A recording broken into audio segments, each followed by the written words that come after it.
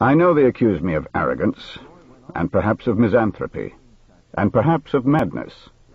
Such accusations, for which I shall extract punishment in due time, are derisory. It is true that I never leave my house, but it is also true that its doors, whose number is infinite, the original says 14, but there is ample reason to infer that, as used by Asterion, the numeral stands for infinite, are open day and night to men and to animals as well. Anyone may enter. He will find here no female pomp, nor gallant court formality, but he will find quiet and solitude. And he will also find a house like no other on the face of the earth. There are those who declare there is a similar one in Egypt, but they lie. Even my detractors admit there is not one single piece of furniture in the house. Another ridiculous falsehood has it that I, Asterion, am a prisoner. Shall I repeat that there are no locked doors? Shall I add that there are no locks? Besides, one afternoon I did step into the street. If I returned before night, I did so because of the fear that the faces of the common people inspired in me. Faces as discolored and flat as the palm of one's hand. The sun had already set, but the helpless crying of a child and the rude supplications of the faithful told me I had been recognized. The people prayed, fled, prostrated themselves. Some climbed onto the stylobate of the Temple of the Axes. Others gathered stones.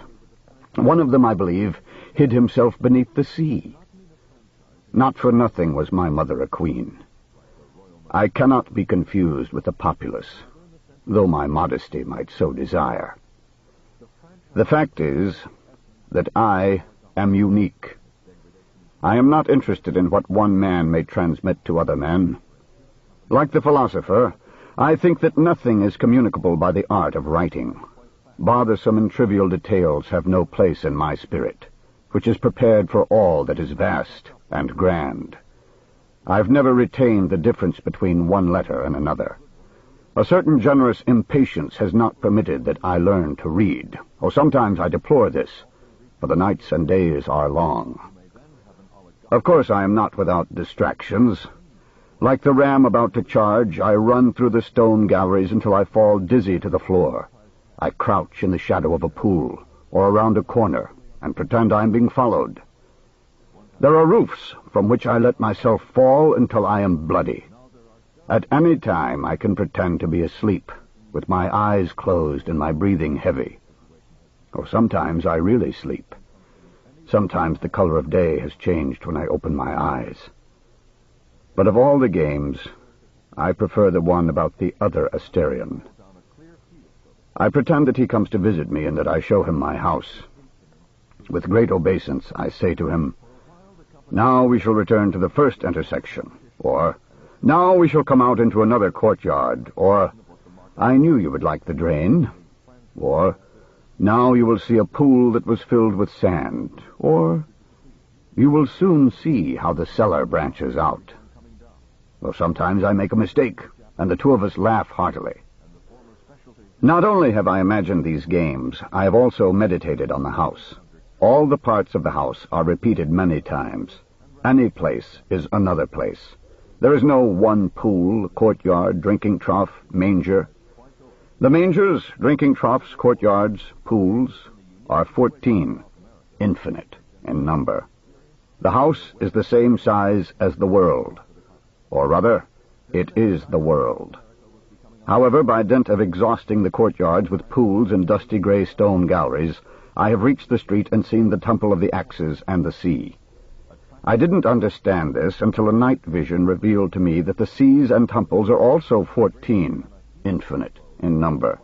Everything is repeated many times, 14 times. But two things in the world seem to be only once. Above, the intricate sun. Below, Asterion. Perhaps I have created the stars and the sun and this enormous house. But I no longer remember. Every 9 years, 9 men enter the house so that I may deliver them from all evil. I hear their steps or their voices in the depths of the stone galleries, and I run joyfully to find them. The ceremony lasts a few minutes. They fall one after another without my having to bloody my hands.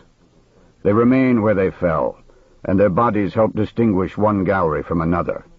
I don't know who they are, but I know that one of them prophesied at the moment of his death that someday my Redeemer would come.